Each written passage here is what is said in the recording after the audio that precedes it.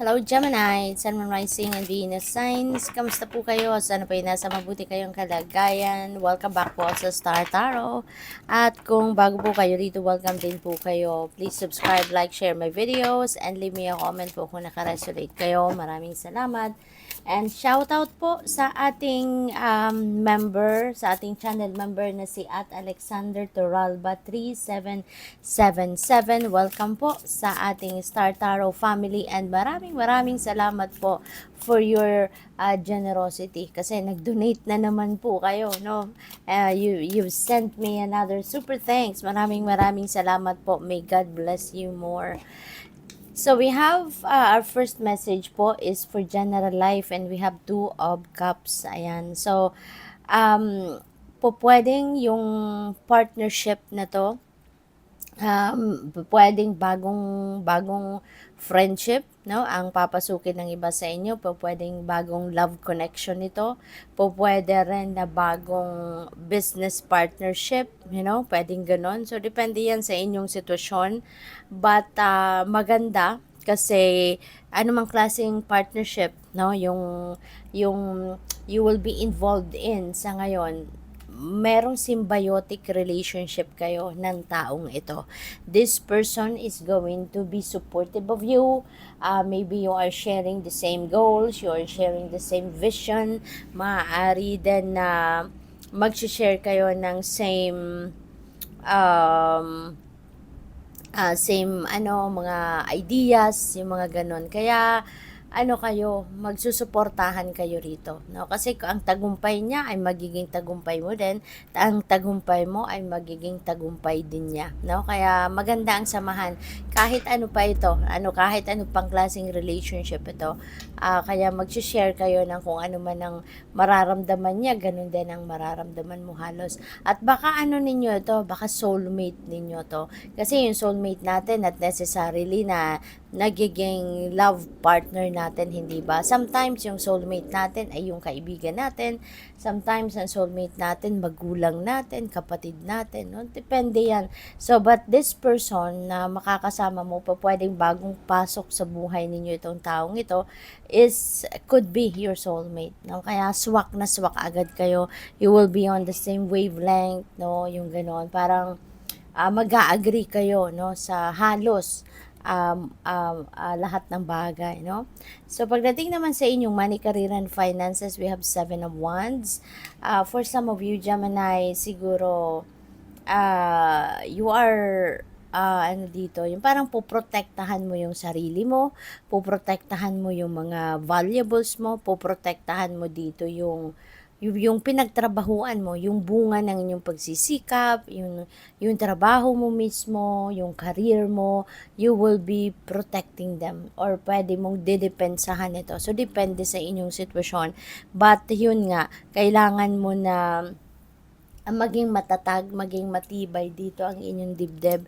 Kasi you never know, baka siguro merong mga nambubuli sa'yo, merong mga kasi yung mga ganon, no, out of inggit. Kaya ang ibang tao ginagawa yan towards other people. Out of inggit, siguro maganda yung posisyon mo sa trabaho, maganda yung kinikita mo, maganda yung may mga accomplishments ka siguro lately sa trabaho at merong mga taong naiinggit, no, sa narating mo, yung ganun, or sa estado mo ngayon, no, lalo na sa kaperahang aspeto, trabaho, your career or negosyo.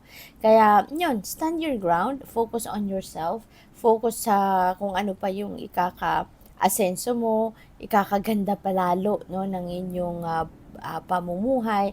As much as possible, doon na lang kayo mag-focus and kung hindi rin naman worth of your time and energy ang harapin ang kung sino man ang mga, alam mo yun, mga negative vibe ang hatid sa inyo, di wag na lang, hindi ba?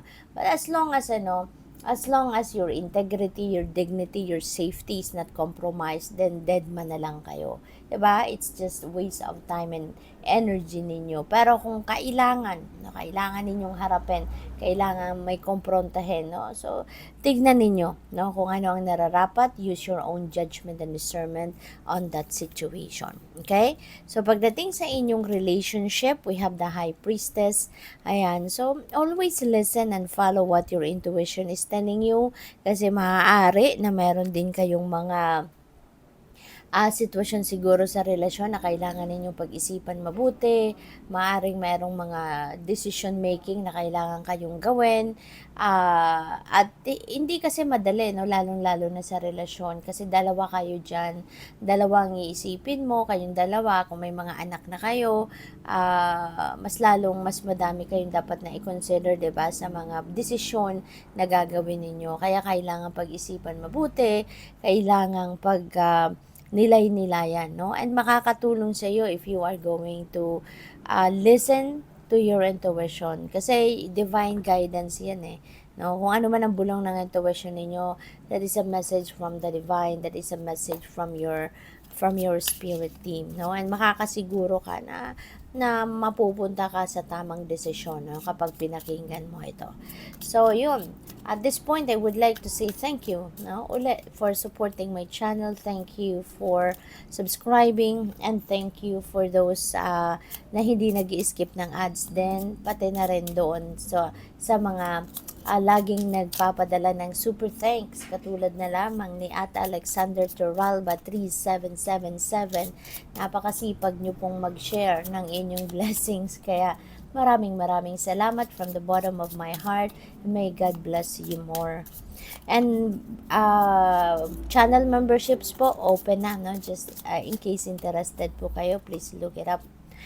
We have Two of Pentacles and yung Knight of Wands po is clarifying the Two of Cups. Ayan. So, siguro, no, ang iba sa inyo rito, baka meron agad kayong naiisip na enterprise or merong agad kayong ventures na iniisip na gawin. May dinidiscuss siguro agad-agad kayo, no, na kayong dalawa, no, kung sino man itong dadating na makaka-partner ninyo, kung sino man itong dadating na pwedeng bagong kaibigan or bagong person.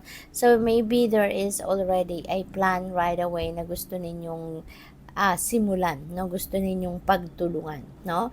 And si Knight of Wands could also be could be involving travel as well. So, po pwedeng related sa travel ito or po pwedeng kung ano man ang activity na to, ano man ang plano ninyo rito, it might involve travel. With the Two of Pentacles, meron tayong kinaklarify na to na Seven of Wands.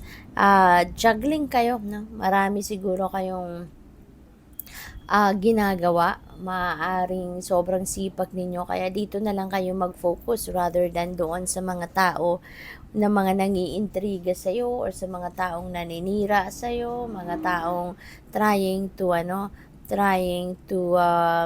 intimidate you, no? So dito na lang tayo mag-focus, no, dito na lang tayo mag-focus sa kung ano yung pinagkakaabalahan ninyo, no? Wag na natin dagdagan pa, no? Lalo na kung mga negativity na lang naman ito. Wag na natin dagdagan pa yung pagkakaabalahan natin, 'di ba? So focus na lang kayo sa kung anong pinagkakabisihan ninyo sa ngayon and still, try to balance, no, your life. Kailangan na balanse, may panahon kayo sa bawat area of life para hindi kayo mag-manifest ng problema or ng kung anumang mga bagay na hindi ninyo ikakatuwa, 'di ba? So kailangan balanse dapat ang lahat, may panahon para sa lahat para na ma-manage ninyo ng maayos ang inyong oras, mabigyan ng oras, panahon at atensyon ang bawat area of life ninyo. Okay? At wag kayong masyadong busy kasi sa Two of Pentacles, ang dami, parang you've been serving too many masters at a time. Marami kayong pinagkakaabalahan dito. With the High Priestess and Hierophant, ayan, so siguro, no, lalapit din kayo dito sa ilang tao. Maybe you're seeking for spiritual guide, for spiritual counselor, mga ganon, teacher, and maybe you are going to ask for advice, no? Maybe you are seeking for advice dito na maaring related yan dito sa desisyon na kailangan ninyong gawin, pagdating sa inyong relationship. So, good luck po. Tingnan natin kung ano yung inyong final message, okay? Final message po, starting fresh, and you're going to start something new. You're definitely going to embrace something new sa buhay ninyo, no? Newness ang gagawin ni Gemini.